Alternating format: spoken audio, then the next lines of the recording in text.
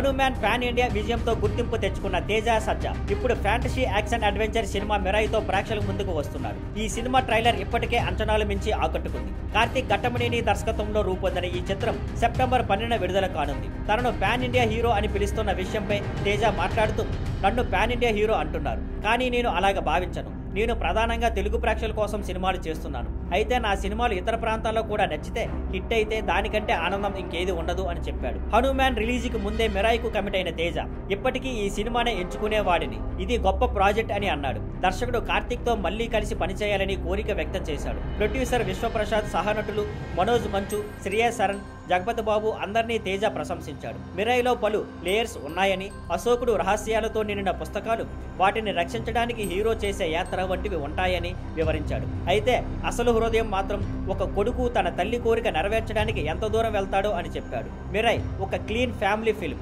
ఇందులో fantasy, action, adventure, emotion, elevation, భక్తి అన్నీ కలిపి పక్కా కమర్షియల్ ఎంటర్టైనర్ అని తేజ పేర్కొన్నాడు. ట్రైలర్ కి అన్ని భాషల్లోనూ అద్భుతమైన స్పందన రావడంతో సినిమా మీద హైప్ రోజు రోజుకి పెరుగుతోంది.